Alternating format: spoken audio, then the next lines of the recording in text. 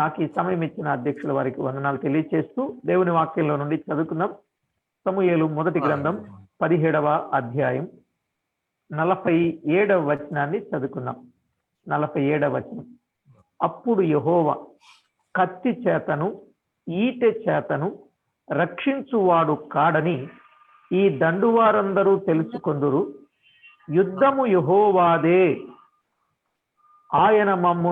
ఆయన మిమ్మును మా చేతికి అప్పగించునని చెప్పాను. ఇక్కడ యుద్ధము యెహోవాదే అనే మాట మనం చదువుకున్నాం. రెండవదిగా మరొక వచనం చదువుకున్నాం. కీర్తనల గ్రంథం 3వ కీర్తన 8వ చరణం. కీర్తన 3:8. రక్షణ యెహోవాది, నీ ప్రజల మీదికి నీ ఆశీర్వాదము వచ్చునుగాక. రక్షణ యెహోవాది, నీ ప్రజల మీదికి నీ ఆశీర్వాదము వచ్చునుగాక. మరొక వచనాన్ని చదువుకుందాం. కీర్తనల గ్రంథం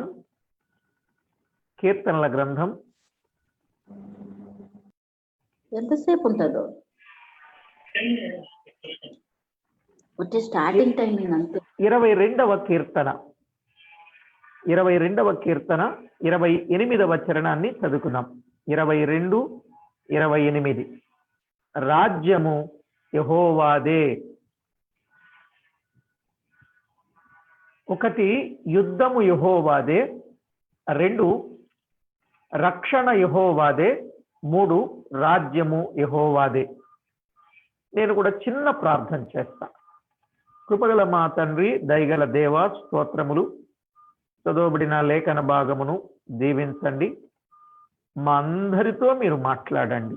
మీ నామమునకే మహిమ ఆపాదించుకొనమని మా ప్రభు అయిన క్రీస్తు యేసు నామమున స్తోత్రము చెల్లించి స్తుతించి ప్రార్థించి వినయులమై వేడుకొనుచు ఉన్నాము తండ్రి. ఆమేన్. ప్రభునందు ప్రియులారా, మనం చదువుకున్న ఈ వచ్చిన భాగాల్లో 3 ముఖ్యమైన మాటలు. 1 యుద్ధము యెహోవాదే, 2 రక్షణ యెహోవాదే, 3 రాజ్యము యెహోవాదే. అందరూ చెప్తారా ఈ మాట? 1 మ్యూట్ తీయొద్దండి. మీరు తీయొద్దు sister. Ruth sister mute on చేసుకోవద్దు. అందరూ మ్యూట్ లోనే ఉండండి, కానీ వేళ్ళు మాత్రం చూపించండి. 1 3 వేళ్ళు తీసుకోండి. 1 అనండి.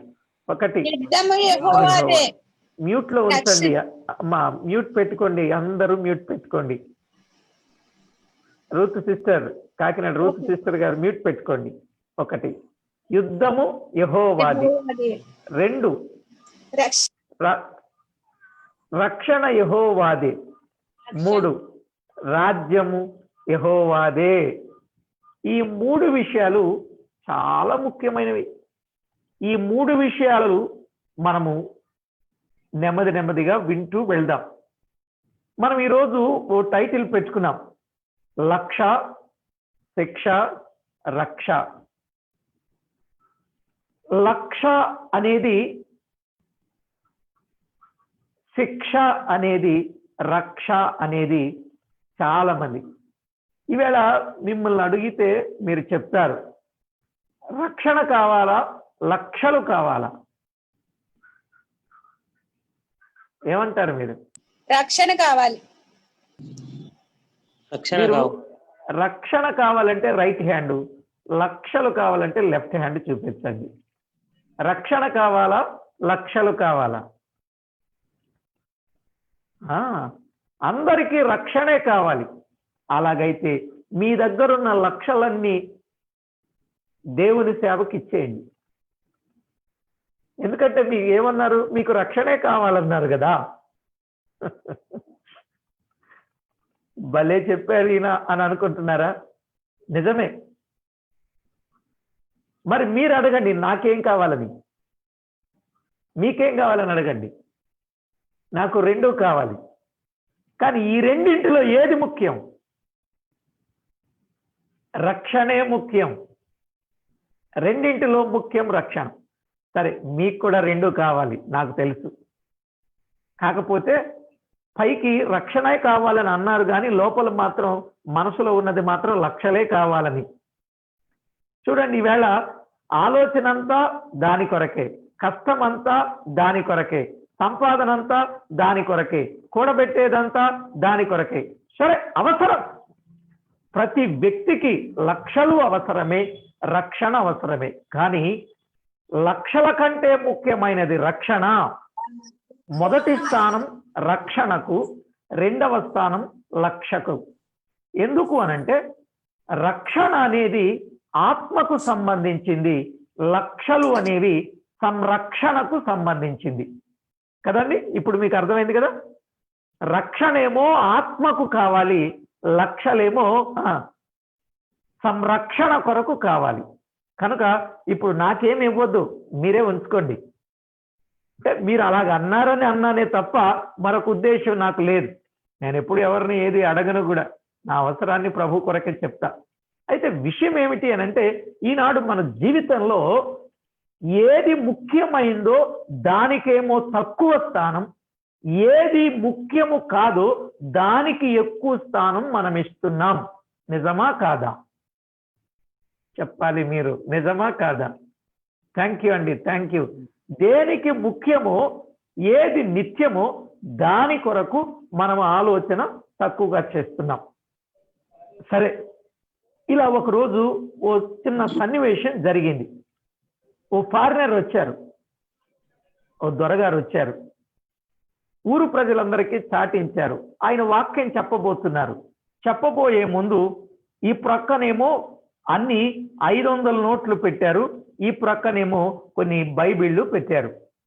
ఆయన అన్నారు, మీటింగ్కి వచ్చిన వారందరికీ బైబిల్ కావాలంటే బైబిల్ తీసుకెళ్ళండి, 500 నోటు కావాలంటే నోటు తీసుకెళ్ళండి అన్నారు. చెప్పండి, ఇప్పుడు ఏం తీసుకెళ్తారు? అప్పట్లో బైబిల్ ఖరీదు 150 రూపాయలు. అప్పట్లో బైబిల్ ఖరీదు 150 రూపాయలు. ఇప్పుడు బైబిల్ తీసుకెళ్తారా, 500 తీసుకెళ్తారా? బైబిల్ తీసుకెళ్తారు బ్రదర్. బైబిల్ బైబిలే తీసుకెళ్తారా? నిజం చెప్పండి మీరు. 500 తీసుకెళ్తే 3 బైబిల్ కొనుక్కొచ్చండి. అది చూసారా, తెలివితేటలు చూసారా? రైట్, థ్యాంక్ యూ అండి. ఆ మాట కోసమే నేను మిమ్మల్ని అడిగింది. వాళ్ళకి వచ్చిన ఆలోచన ఏంటంటే 500కి 50 రూపాయలు పెట్టి దారి ఖర్చులు పెట్టుకున్నా 3 బైబిళ్ళు వస్తాయి. 500 తీసుకుంటే కన్సెషన్ వల్ల 50 రూపాయలు దారి ఖర్చులు తీసుకున్న 3 బైబిల్. ఒకటి మనం ఉంచుకోవచ్చు, 2 ఇతరులకు మనకు తెలిసిన ఫ్రెండ్స్కి ఇవ్వచ్చు అని ఆలోచన. కానీ ఆ ఆలోచన అది నిజంగా ఏంటనేది మనం ఇప్పుడు విందాం. సరే, ఆ ఊరి వారందరూ ఒక్కరు కూడా బైబిల్ తీసుకోలేదండి. మీకు వచ్చిన ఆలోచన ఊరోళ్ళందరికీ వచ్చింది. ఎందుకంటే ఈవేళ నోటు మీద ఉన్నంత ఆశ దేవుని వాక్యం మీద తక్కువే కదండి. మీరు నన్ను ఏమనుకోవద్దు, నేను ఈవేళ వాస్తవాలు చాలా ఫ్రీగా మాట్లాడతాను మీతో. ఫ్రీగా మాట్లాడమంటారా?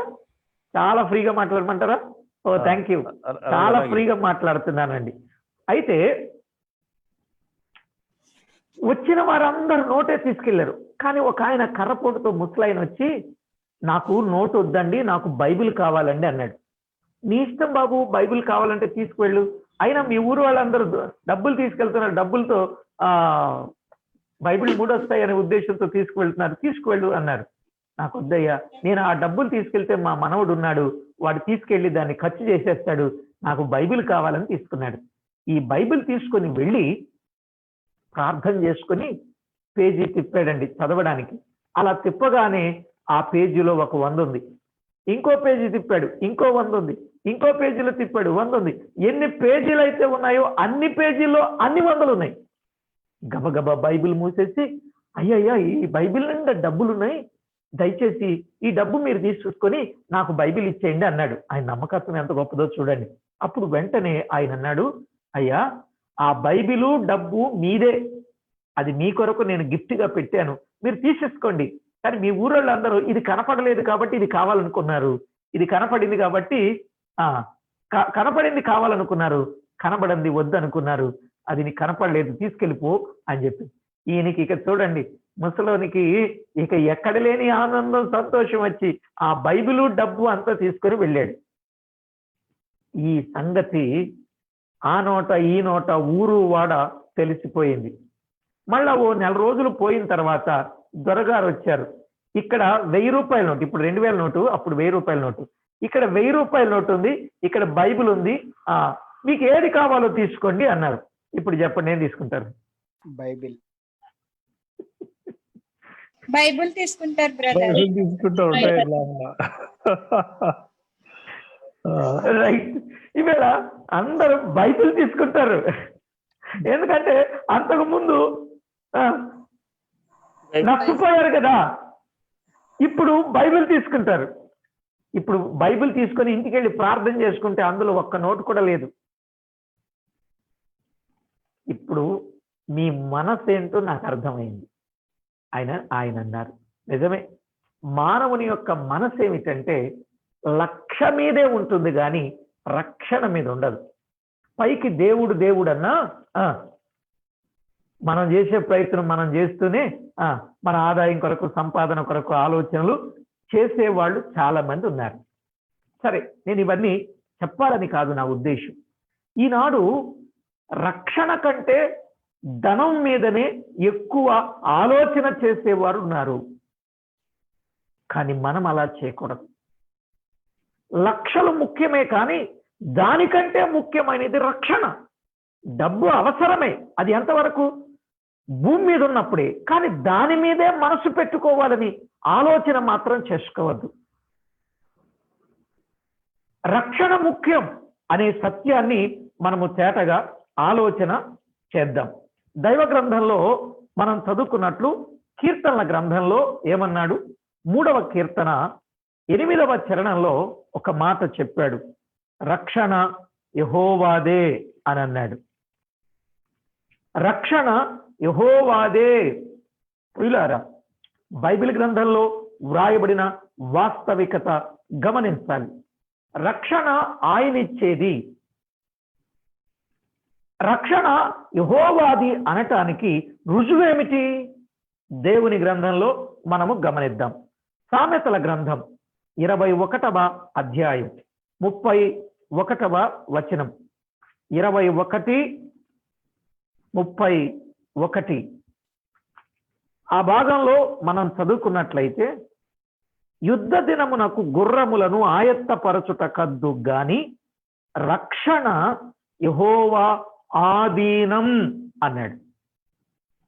రక్షణ యెహోవా ఆధీనం, రక్షణ యెహోవాది అనటానికి కారణం ఏమిటి అనంటే, రక్షణ యెహోవా ఆధీనములో ఉండేది.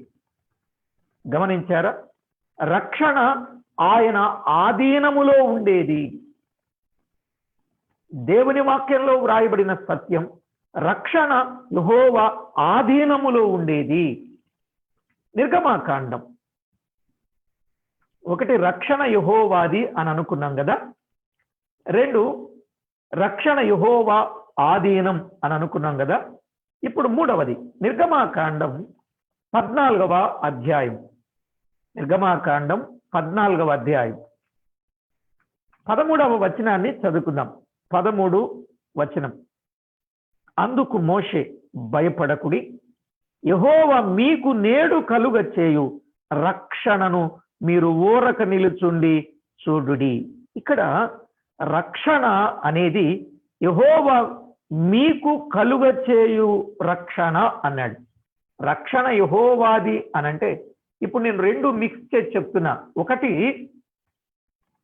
సంరక్షణ, ఆత్మరక్షణ, ఈ 2 కలిపి చెప్తున్నాను ఇప్పుడు. అంటే రక్షణ అది సంరక్షణ అయినా ఆత్మరక్షణ అయినా ఎవరిచ్చేది? 1 రక్షణ యెహోవాదే, 2 రక్షణ యెహోవా ఆధీనములో ఉండేదే, 3 రక్షణ యెహోవా కలుగ చేసేది. ఆయన కలుగ చేయు రక్షణ అన్నాడు. ఏ మానవుడు కలుగ చేయలేడు రక్షణ. ఎందుకంటే గుర్రములు, రథములు, ఆస్తి, అంతస్తులు, జ్ఞానం, వివేచన, తెలివి ఇవేమి మానవుణ్ణి రక్షించలేవు. యెహోవా కలుగ చేస్తేనే కలుగుద్ది రక్షణ అనేది మనం విన్నాం. ఇక 4వ మాట దినవృత్తాంతముల 2వ గ్రంథం దినవృత్తాంతముల 2వ గ్రంథంలో 20వ అధ్యాయం 17వ వచనాన్ని చదువుకుందాం. 20వ అధ్యాయం 17వ వచనంలో ఈ విధంగా వ్రాయబడింది. ఈ యుద్ధములో మీరు పోట్లాడవలసిన నిమిత్తము లేదు. యూదావారలారా, యెరూషలేము వారలారా, మీరు యుద్ధ పంక్తులు తీర్చి నిలువుడి. మీతో కూడనున్న యెహోవా దయచేయు రక్షణను మీరు చూచెదరు అన్నాడు. యెహోవా దయచేయు రక్షణ, ఆ మాట పట్టుకోండి. యెహోవా దయచేయు రక్షణ. ప్రియులారా, ఒక్కొక్క మాట మీరు చాలా జాగ్రత్తగా పట్టుకోవాలి. రక్షణ యెహోవాదే అని అనడానికి రక్షణ యెహోవా ఆధీనములో ఉన్నది, రక్షణ యెహోవా కలుగ చేసేది, రక్షణ యెహోవా దయచేసేది అనే మాట తేటగా వ్రాయబడిన మాట మనం విన్నాం. మాత్రమే కాదు, అపోస్తలుల కార్యముల గ్రంథం క్రొత్త నిబంధనలో కూడా చూడండి, 5వదిగా రక్షణ. అపోస్తలుల కార్యముల గ్రంథం 28వ అధ్యాయం, అపోస్తలుల కార్యముల గ్రంథంలో 28వ అధ్యాయం 28వ వచనం, 28 ఏమన్నాడు? కాబట్టి దేవుని వలననైన ఈ రక్షణ అన్నాడు. దేవుని వలననైన ఈ రక్షణ, దేవుని వలననైన ఈ రక్షణ. రక్షణ దేవుని వలననైనది. మీరు బాగా గమనించాలి. రక్షణ దేవుని వలననైనది. చక్కగా వ్రాసుకోవాలి. రక్షణ యెహోవా ఆధీనం కదా. రక్షణ యెహోవాది అనడానికి రక్షణ యెహోవా ఆధీనం, రక్షణ యెహోవా కలుగ చేయునది, రక్షణ యెహోవా దయచేయునది, రక్షణ యెహోవా లేక దేవుని వలన, దేవుని వలననైనది రక్షణ. ఏ మానవుని వలన కాదు రక్షణ. ఏ మానవుడు రక్షించలేడు, ఏ మానవుడు చేయలేని కార్యం దేవుని వలననైన రక్షణ అన్నాడు. ఇక 6వదిగా ఎఫెసీయులకు రాసిన పత్రికలో రాయబడిన మాట చూడండి, 2వ అధ్యాయం 8వ వచనం. మీరు విశ్వాసము ద్వారా కృపచేతనే రక్షింపబడి ఉన్నారు. ఇది మీ వలన కలిగినది కాదు, దేవుని వరమే. ఇప్పుడు చెప్తారా? రక్షణ దేవుని వరం. రక్షణ అనేది దేవుని వరం. రక్షణ దేవుని వరం. ఏమండి? రక్షణ అనేది అది దేవుడిచ్చే వరము. అది గుర్తుపెట్టుకోవాలి మనం. రక్షణ అనేది ఏ మానవులు ఇచ్చేది కాదు. సంరక్షణ మానవులు కలుగు చేయొచ్చేమో కానీ రక్షణ అనేది ఎవరు ఇవ్వలేనిది, ఆయన మాత్రమే ఇవ్వగలిగినది రక్షణ. దేవుని వాక్యంలో స్పష్టంగా వ్రాయబడింది, రక్షణ దేవుని వలననైనది అని చెప్పాడు. రక్షణ దేవుని వరం అని అన్నాడు.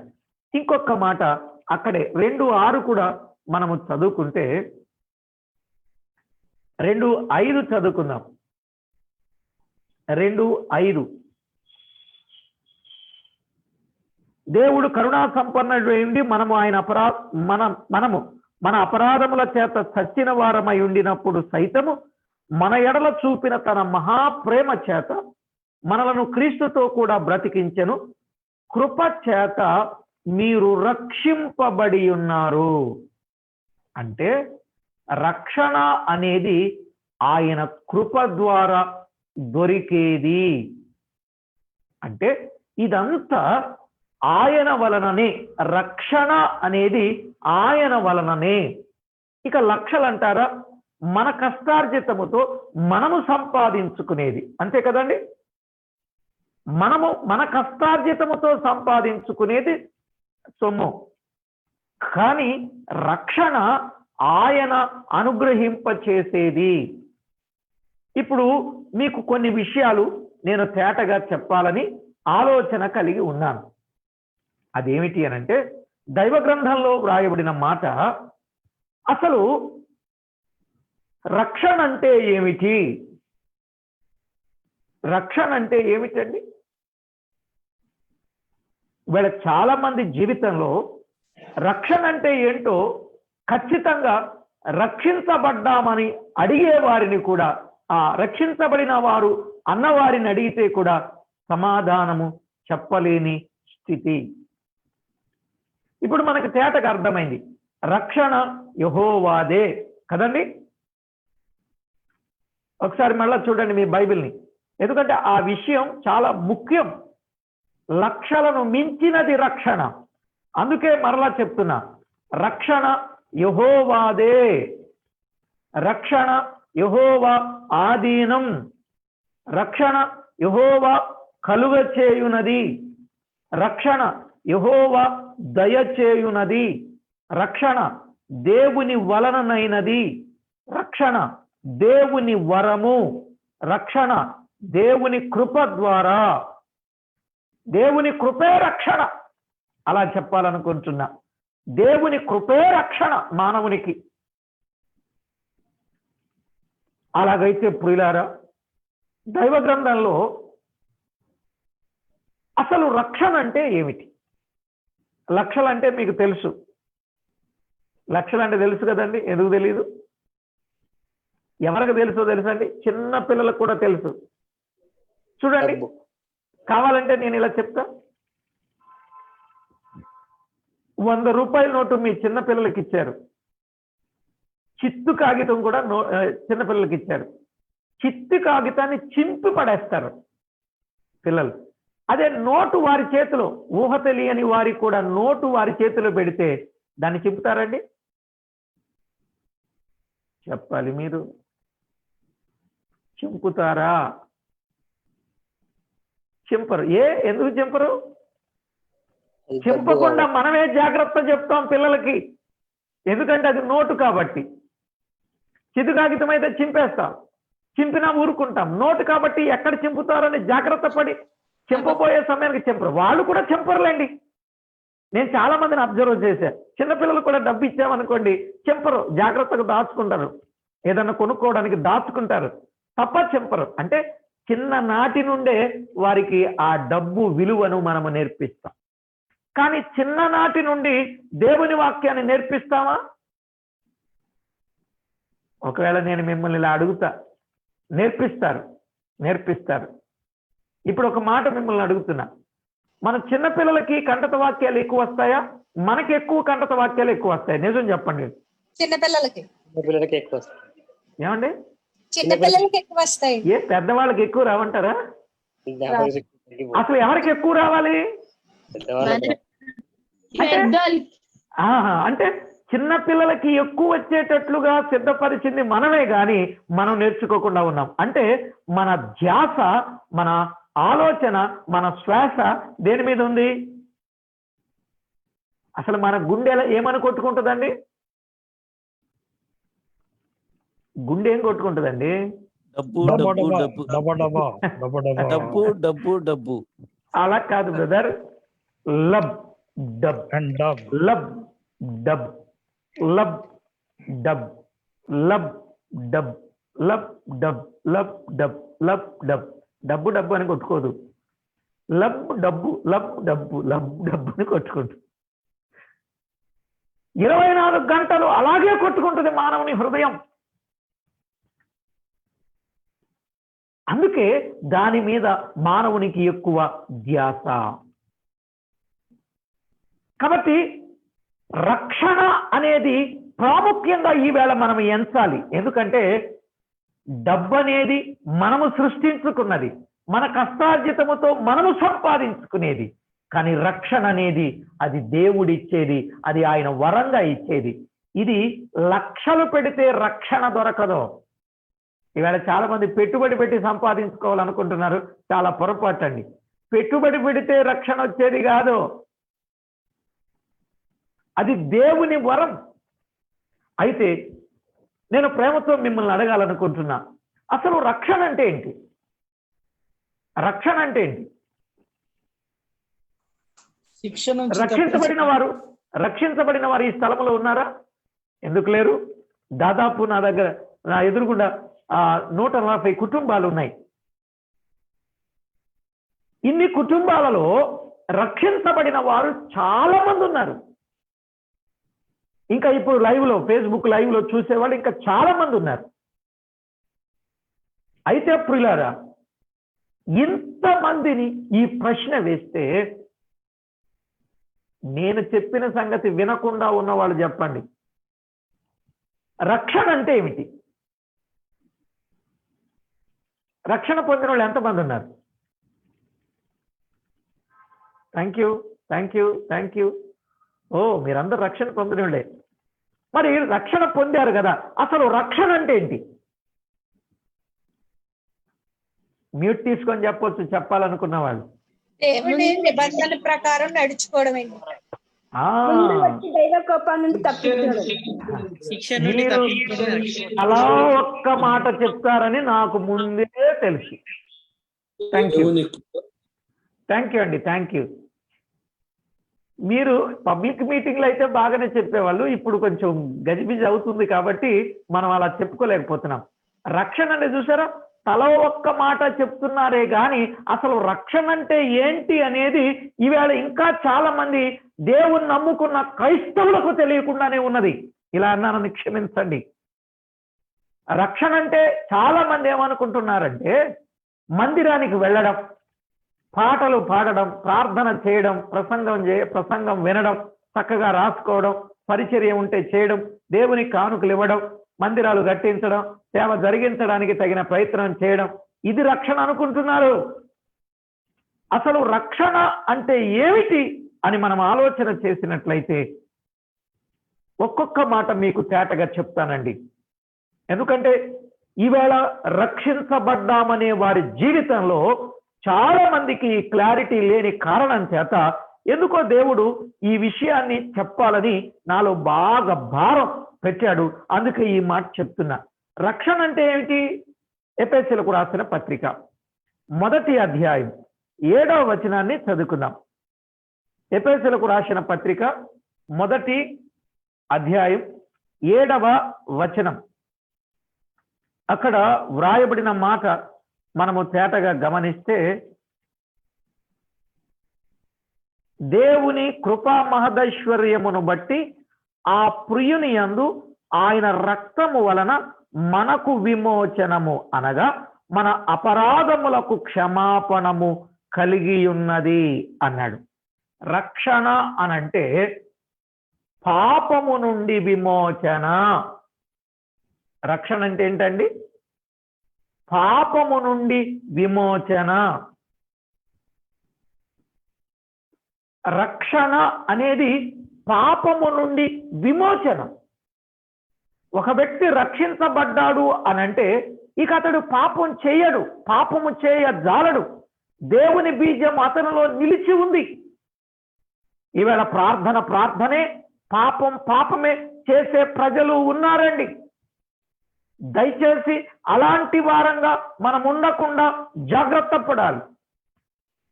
పాపము నుండి విమోచన రక్షణ అని అన్నాడు. ఇక రెండవది కొలసైలకు రాసిన పత్రిక 1వ అధ్యాయం 13వ వచనాన్ని చదువుకుందాం. 1:13. అక్కడేమని వ్రాయబడింది? 1:13లో ఆయన మనలను అంధకార సంబంధమైన అధికారములో నుండి విడుదల చేసి తాను ప్రేమించిన తన కుమారుని యొక్క రాజ్య నివాసులనుగా చేసెను. ఆ కుమారుని యందు మనకు విమోచనము అనగా పాప క్షమాపణ కలుగుచున్నది అన్నాడు. ఇక్కడ రక్షణ అంటే ఏమిటంటే అంధకార సంబంధమైన అధికారములో నుండి విడుదల. రక్షణ అంటే ఏమిటంటే అంధకార సంబంధమైన అధికారములో నుండి విడుదల. చక్కగా వ్రాయండి ఆ పదాలు. రక్షణ అనే మాటకు అర్థం ఏమిటంటే అంధకార సంబంధమైన అధికారములో నుండి విడుదల. అక్కడే కొలసై పత్రిక 1:14 పాప క్షమాపణ అన్నాడు. విమోచనం అనగా పాప క్షమాపణ. రక్షణ అనంటే మానవ జీవితంలో పాపము నుండి విమోచన రక్షణ, పాప క్షమాపణ కూడా రక్షణ. కాబట్టి దేవుని వాక్యంలో మనము తేటగా ఆలోచన చేస్తే మనకు అర్థమయ్యే సంగతి. మరొక విషయాన్ని కూడా జాగ్రత్తగా ఆలోచన చేస్తే తెస్సలోనికైలకు రాసిన 2వ పత్రిక 2వ అధ్యాయం 13వ వచనాన్ని చదువుకుందాం. 2:13 ప్రభువు వలన ప్రేమింపబడిన సహోదరులారా, ఆత్మ మిమ్మును పరిశుద్ధ పరచుట వలనను మీరు సత్యమును నమ్ముట వలనను రక్షణ పొందుటకు దేవుడు ఆది నుండి మిమ్మును ఏర్పరచుకొనెను. ఇక్కడున్న మాట ఏమిటంటే సత్యమును నమ్ముట వలన అన్నాడు. మిమ్మును పరిశుద్ధ పరచుట వలన అంటే అపవిత్రత నుండి పవిత్ర పరచబడుట రక్షణ. అపవిత్రత నుండి పవిత్ర పరచబడుట అనేది రక్షణ. దైవ గ్రంథంలో వ్రాయబడిన మాట తేటగా మనం ఆలోచన చేసినట్లయితే ఈ విధంగా వ్రాయబడింది. ప్రియులారా, రక్షణ అంటే అపవిత్రత నుండి పవిత్ర పరచబడుట. ఎప్పుడు ఎట్లా? ఆత్మ మిమ్మును పరిశుద్ధపరచుట వలన, మీరు సత్యము నమ్ముట వలన. రక్షణ పొందటానికి దేవుడు ఎప్పుడు ఏర్పాటు చేసుకున్నాడంటే ఆదిలోనే అనే మాట మనం విన్నాం. సరేలేండి, ఒక విషయాన్ని మనము తేటగా ఆలోచన చేసినట్లయితే రక్షణ అనే మాటకు అర్థాన్ని మనం వింటున్నాం. 1 పాపము నుండి విమోచన, 2 అంధకార సంబంధమైన అధికారములో నుండి విడుదల, 3 పాప క్షమాపణ, 4 అపవిత్రత నుండి పవిత్ర పరచబడుట. ఇక ఐదవది తెస్సలోనికైలకు రాసిన 1వ పత్రిక 5వ అధ్యాయం 9వ వచనాన్ని చదువుకుందాం. 5:9 ఎందుకనగా మన ప్రభు అయిన క్రీస్తు ద్వారా రక్షణ పొందుటకే దేవుడు మళ్ళా నియమించెను గాని ఉగ్రత పాలగుటకు నియమింపలేదు. ఇప్పుడు చెప్పండి, రక్షణ అనంటే ఉగ్రత నుండి కాపాడబడుట. రక్షణ అంటే ఏమిటండి? ఉగ్రత నుండి కాపాడబడుట. ఉగ్రత అంటే మానవుడు జీవిత కాలమంతటికి చేసిన పాపానికి ఒకేసారి అనుభవించే శిక్షను ఏమంటారంటే ఉగ్రత అని అంటారు. మానవుడు తన జీవితంలో చేసిన పాపమంతటికి ఉంటాయి కదండి, కనిపించి కొన్ని, కనబడక కొన్ని ఉంటాయి కదండి. వీటన్నింటికి రేపు అనుభవించే శిక్షను ఏమంటారంటే ఉగ్రత. ఒక్కసారి తప్పు చేస్తే ఒక్కసారి దొరికాడంటే శిక్ష తక్కువే. అలా 10 సార్లు తప్పు చేస్తే 10 మందికి ఒకేసారి దొరికితే పడే శిక్ష ఎలా ఉంటుందండి? దాన్నే ఉగ్రత అంటారు. మానవుడు జీవిత కాలములో చేసిన ప్రతి విధమైన పాపమంతటికి ఒకేసారి అనుభవించే శిక్షను ఏమంటారంటే ఉగ్రత అని అంటారు. ఇక తరువాత మాట మనము ఆలోచన చేసినట్లయితే కీర్తనల గ్రంథం 68వ కీర్తన 19వ చరణంలో ఓ మాట మనం గమనిస్తాం. కీర్తనల గ్రంథంలో రక్షణ అంటే ఏంటో చాలా స్పష్టంగా చెప్పబడిన ఆ మాటలు మనము చదువుకుంటాం. 68:19 ప్రభువు స్తుతినందును గాక, అనుదినము ఆయన మా భారము భరించుచున్నాడు, దేవుడే మాకు రక్షణకర్త అయి ఉన్నాడు. అంటే రక్షణ అనేది ఏమిటి అని అంటే భారము నుండి తొలగింపబడుట. భారము తొలగింపబడుట రక్షణ. భారము తొలగింపబడాలి. అది పాప భారమా? అది రకరకాల భారాలు ఉన్నాయి కదా మనకి. పనుల భారం, కుటుంబ భారం, అప్పుల భారం, ఆర్థిక భారం కదండి, చాలా భారాలు ఉన్నాయి. అవన్నీ నేను ఇక్కడ ఆ లెక్కలోకి తేను. కానీ ఇక్కడ పాప భారము నుండి తొలగింపబడితే రక్షణ. ఇక్కడ ప్రభు వారి సంరక్షణ సంబంధించినటువంటి భారాన్ని ఆయన భరించి వారికి ఏం చేస్తున్నాడు అని అంటే రక్షణ కలుగ చేస్తున్నాడు. దేవుడే మాకు రక్షణకర్త అయి ఉన్నాడు, అనుదినము ఆయన మా భారం భరిస్తూ ఉన్నాడు అని చెప్పాడు.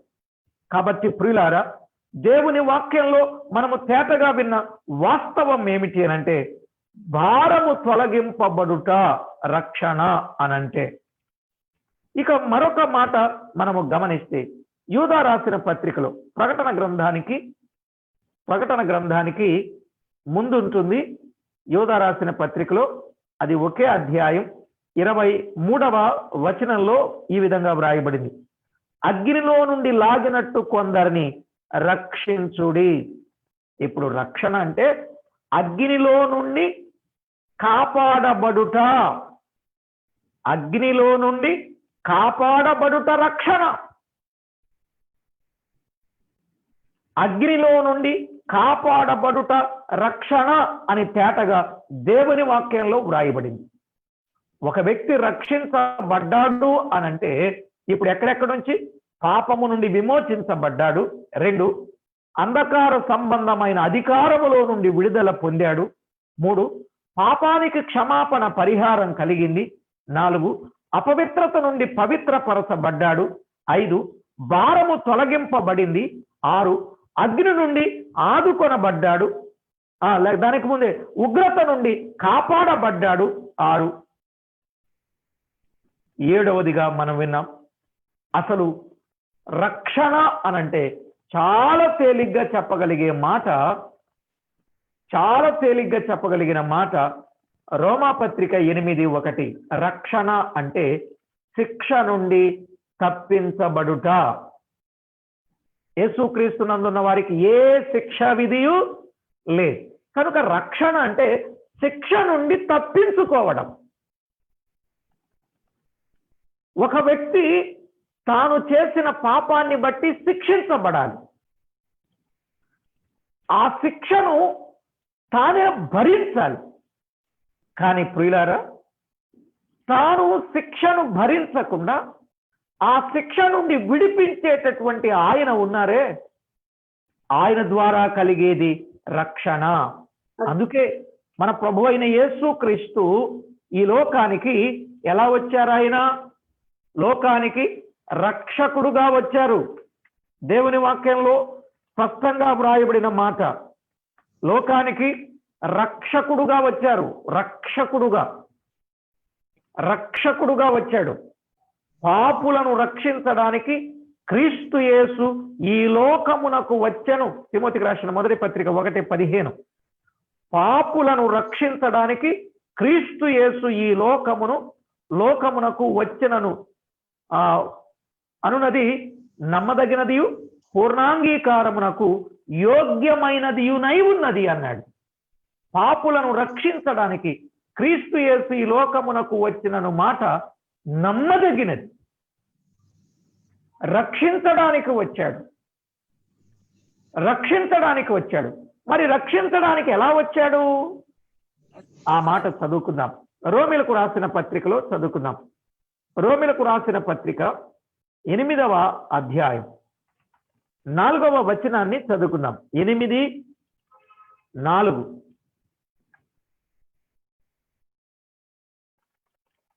ధర్మశాస్త్ర సంబంధమైన నీతి విధి నెరవేర్చబడవలనని పాప పరిహారము నిమిత్తం దేవుడు తన సొంత కుమారుని పాప శరీరాకారముతో పంపి ఆయన శరీరమందు పాపమునకు శిక్ష విధించెను.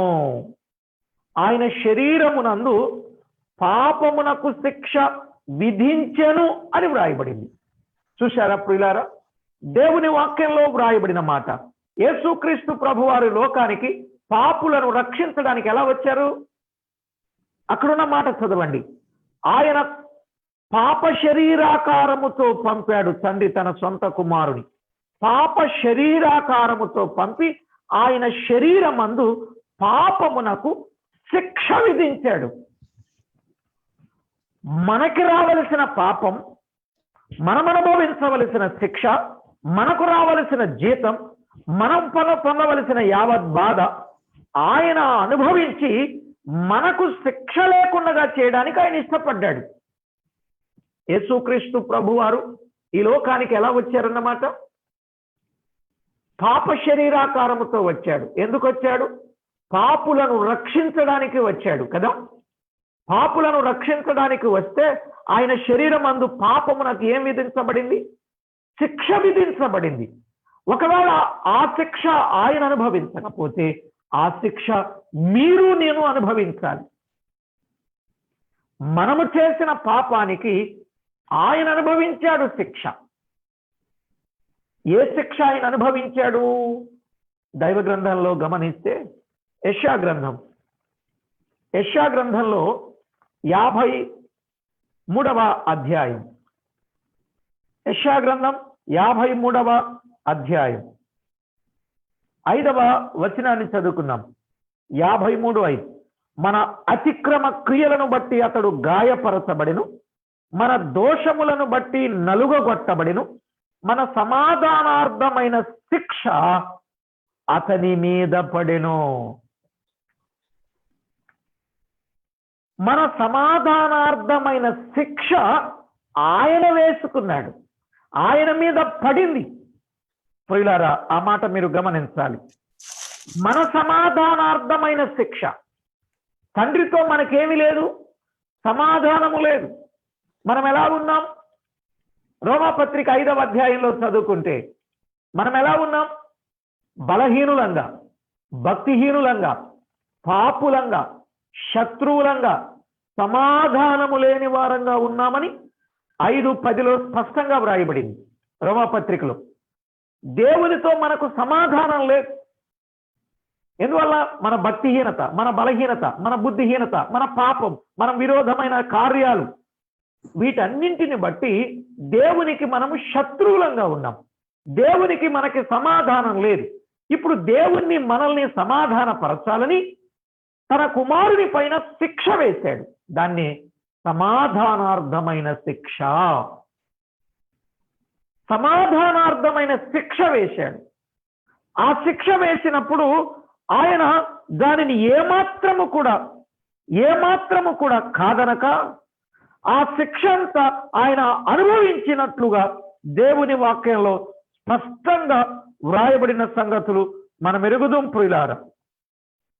యెషయా గ్రంథంలో ఎన్నో విషయాలు ఎంతో తేటగా వ్రాయబడిన వచనాలు ఉన్నాయి. మన శిక్ష ఆయన అనుభవించి మనకు శిక్ష లేకుండా చేయడానికి ఆయన ఇష్టపడ్డాడు. మన యావత్ బాధలో ఆయన బాధ నొందాడు. ఎందుకంటే మనకు రక్షణ భాగ్యాన్ని కలిగించాలని, మనము నిత్య జీవాన్ని పొందుకోవాలని, ప్రభువుతో యుగయుగాలు ఆనందించాలని తన కుమారుని ద్వారా మనకు శిక్ష లేకుండా చేయడానికి ఆయన ఇష్టపడినట్లుగా మనము గమనిస్తాం ప్రియులారా. దైవ గ్రంథంలో ఆయన ఎంత శ్రమ పడ్డాడో ఈ 53వ అధ్యాయం అంతా మనము చదువుకున్నప్పుడు మన ప్రభువు మన కొరకు చేసిన ఆ గొప్ప కార్యం మనము యోచించి ఆయన నామానికి మనము మహిమ తేవలసిన వారంగా ఉన్నాం. అందుకే యేసుక్రీస్తునందున్న వారికి ఏ శిక్ష లేదు. యేసుక్రీస్తునందు ఉండడం అంటే, యేసుక్రీస్తునందు ఉండడం అంటే ఇలా చెప్పాలనుకుంటున్నాను నేను. యేసుక్రీస్తునందు ఉండడం అంటే యేసుక్రీస్తు ప్రభు మనకి మాదిరి ఉంచి వెళ్ళాడు. ఆ మాదిరిని మనము అనుసరించడమే ఆయన యందు ఉండడం. పేతురు భక్తుడు రాస్తూ ఒక మాట చెప్పాడు చూడండి. పేతురు భక్తుడు రాస్తూ చక్కని మాట చెప్పాడు. ఏమన్నాడు? 2వ అధ్యాయం, పేతురు రాసిన మొదటి పత్రిక 2వ అధ్యాయం 21వ వచనం. క్రీస్తు మీ కొరకు బాధపడి మీరు తన అడుగుజాడల యందు నడుచుకొనున్నట్లు మీకు మాదిరియుంచిపోయెను. క్రీస్తు మీ కొరకు బాధపడి, క్రీస్తు కూడా మీ కొరకు బాధపడి, ఆయన బాధపడ్డాడు, ఆయన శ్రమ పడ్డాడు, ఆయన శిక్ష అనుభవించాడు. ఎందుకు అనంటే చూడండి, అక్కడే వ్రాయబడిన మాట, తేటగా వ్రాయబడిన మాట, తన అడుగుజాడల యందు మీరు నడుచుకొనున్నట్లు మీకు మాదిరియుంచిపోయెను. ఆయన అడుగుజాడలలో నడుచుకోవడం. చూడండి, ఆయన అడుగుజాడలలో నడవడం అంటే 23వ వచనం చెప్పాడు, ఆయన దూషింపబడి బదులు దూషింపలేదు, ఆయన శ్రమ పెట్టబడి బెదిరింపక న్యాయముగా తీర్పు తీర్చు దేవునికి తన్ను తాను అప్పగించుకొనెను అనే మాట చూస్తా. ఈ వచనంలో మనకు అర్థమయ్యే మాట ఏమిటి అంటే, మనము కూడా ఈ లోకములో మనకెదురయ్యే ప్రతి పరిస్థితుల్లో కూడా మనం ఎలా ఉండాలో చెప్పాడు. ఆయన మాదిరిని మనము నేర్చుకొని ఆయన అడుగు జాడలలో మనము నడవాలి. అందుకే మన కొరకు ఆయన శిక్షను అనుభవించి వెళ్ళాడు. దాటువారికి తన వీపును దారిగా చేశాడు. ఆయన శరీరమును తెర ద్వారా నూతనమైనది జీవము కలిగిన మార్గాన్ని మన కొరకు ఏర్పాటు చేశారు. ఆ మార్గంలో మనం ప్రయాణం చేయాలి. ఆ ప్రియ ప్రభువు ఎలా ఉన్నారు? ఇక్కడున్న మాట, ఆయన దూషింపబడి బదులు దూషింపలేదు, ఆయన శ్రమ పట్టబడి బెదిరించలేదు, న్యాయముగా తీర్పు తీర్చు దేవునికి తను తాను అప్పగించుకున్నాడు అని దేవుని వాక్యంలో స్పష్టంగా వ్రాయబడింది. ఇక కొన్ని మాటలు మీకు తేటగా చెప్పాల్సి వస్తే, మత్తయి వ్రాసిన సువార్తలో చూడండి, మత్తయి వ్రాసిన సువార్తలో 12వ అధ్యాయం 19వ వచనం, ఈయన జగడమాడడు, కేకలు వేయడు. ఈయన జగడమాడడు, ఈయన కేకలు వేయడు. శ్రమ పెట్టినా, శిక్షించినా, బాధించినా, నిందించినా, ఏమండి బైబిల్ గ్రంథంలో వ్రాయబడిన మాట, ఆయన నోరు తెరవలేదు.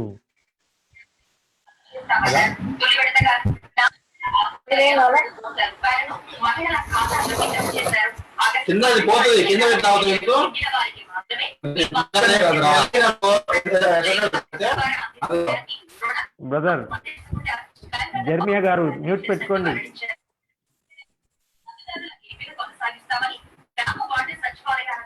దేవుని వాక్యంలో వ్రాయబడిన మాట మీరు స్పష్టంగా గమనించాలి. ప్రియులారా, యేసుక్రీస్తు ప్రభువారు మన కొరకై, మన విషయంలో ఆయన చేసిన ప్రతి గొప్ప కార్యం, ప్రతి పుణ్య కార్యం ఎంత విశేషమైందో మనం ఆలోచన చేసుకోవాలి. ఆ ప్రియ ప్రభు మన జీవితంలో మన కొరకు దాచించిన నిత్యత్వాన్ని మనకివ్వాలని శిక్ష అంతా ఆయన అనుభవించాడు. కనుక యేసుక్రీస్తునందున్న వారికి ఏమి లేదు? శిక్ష లేదు.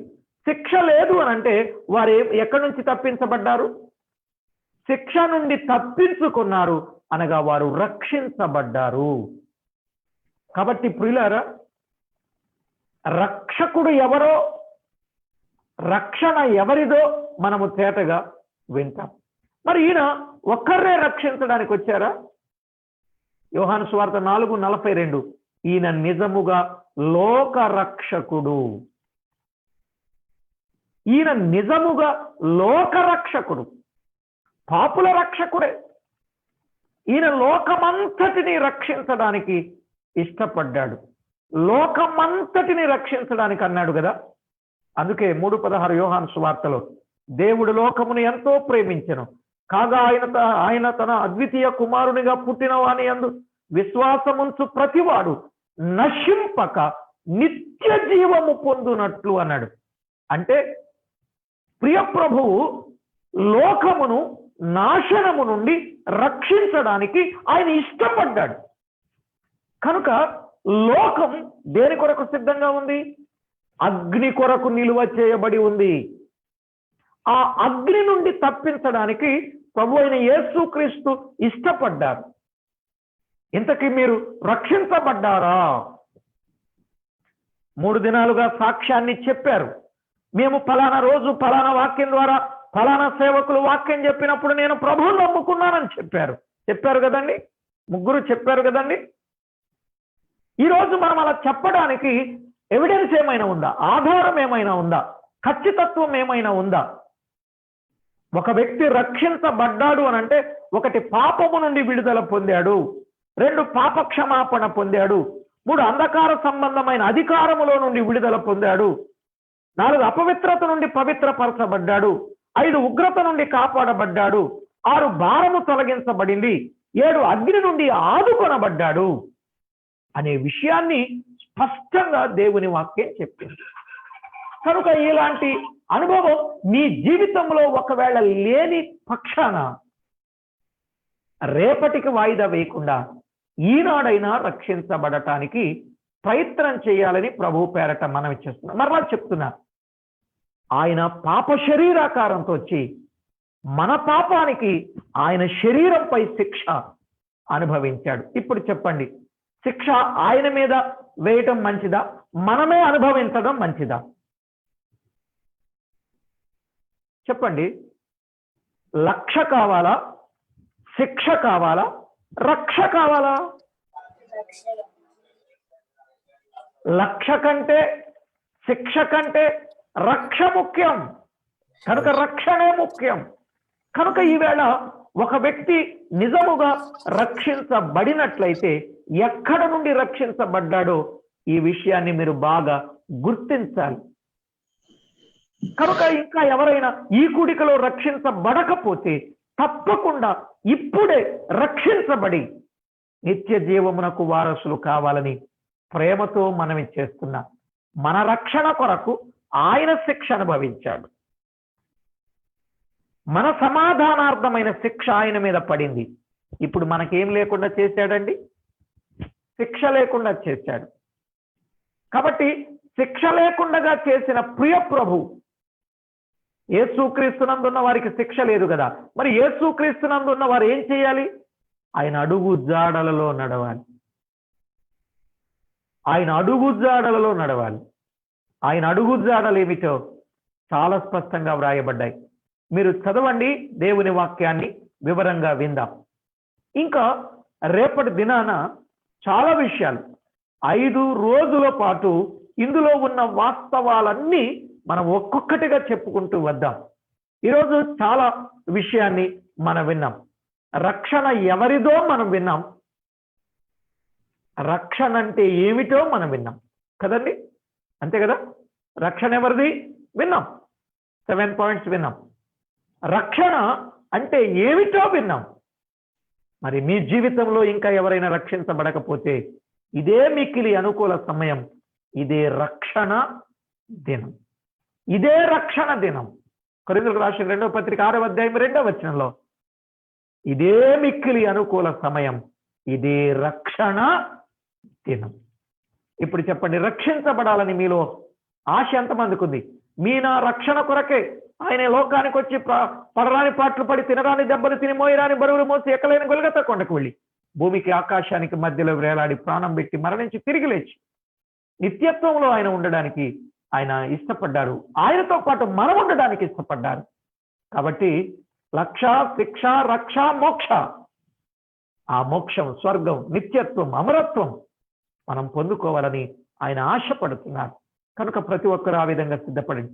ఒకవేళ ఇప్పటి వరకు రక్షించబడకపోతే ఇప్పుడు రక్షణ అంటే ఏంటో మనకు అర్థమైంది. కాబట్టి రక్షించబడాలని ఆశ మీలో ఎవరికైనా ఉంటే మీ చేయి కొంచెం పైకి చూపించండి.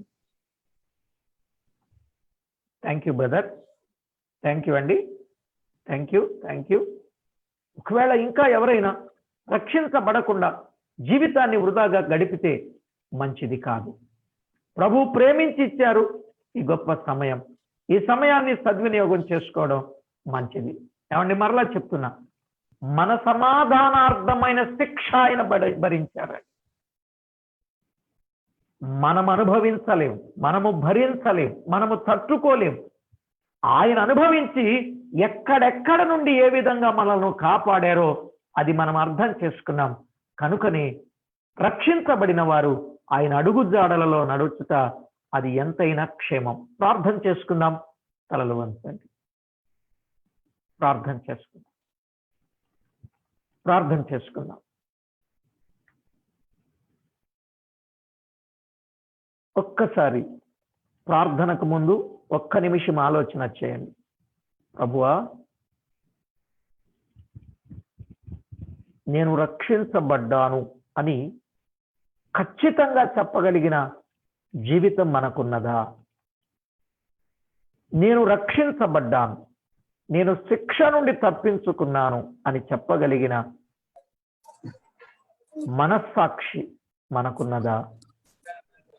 ఒకవేళ అలా లేకపోతే ఈవేళైనా శిక్ష నుండి తప్పించుకొని నిత్య జీవానికి వారసులు కావాలని ప్రేమతో మనవి. మహిమగల మా ప్రియ ప్రభువా, మీకు స్తోత్రములు. కొందరు చేతులు చూపించారు రక్షణ కావాలని, వారికి అనుగ్రహింపచేసి నిత్య జీవానికి వారిని రెడీ చేయండి. మా కొరకు మీరు చేసిన గొప్ప త్యాగం, ఆ పుణ్య కార్యం, ఆ బలియాగం మేము మరువలేము నాయన. చేసిన ప్రతి ఉపకారమును బట్టి మిమ్మల్ని ఎంతో స్తుతించచ్చు. చేరి వచ్చిన ఒక్కొక్కరిని పేరు పేరున కరుణించమని, మీ కృపతో బలపరచమని మా ప్రభు అయిన యేసుక్రీస్తు నామమున స్తుతించి ప్రార్థించి వినయులమై వేడుకొనుచూ ఉన్నాము తండ్రి. థ్యాంక్ యూ అండి. దైవ గ్రంథంలో వ్రాయబడిన వాస్తవిక సత్యాన్ని బట్టి మనము 2 విషయాలు తేటగా వినగలిగాం. మిగిలిన సంగతులు ఒక్కొక్కటిగా మనం వింటూ వద్దాం. అసలు ఈ రక్షణ ఎంత గొప్పదో, రక్షించబడిన వారు ఎలాగున జీవించాలో ఈ సంగతులు చాలానే ఉన్నాయి. వాటన్నింటిని గురించి స్పష్టంగా విందాం. కొంతమందికి పరిచయం చేద్దాం. అనేక మందిగా కలిసి వద్దాం. అర్థమైంది కదా? ఈవేళ రక్షణ అంటే ఏంటో అర్థమైందండి? ఇప్పటి వరకు మనం అనుకున్నట్టుగా కాదు. రక్షణ అంటే ఏంటో అర్థమైంది. లక్షల కంటే రక్షణ ముఖ్యం. ఇప్పుడు చెప్పండి, లక్షకి రక్షణకి మధ్యలో ఏముంది? శిక్ష. రక్షణ వద్దనుకుంటే శిక్షే. లక్ష భౌతిక సంబంధమైనది,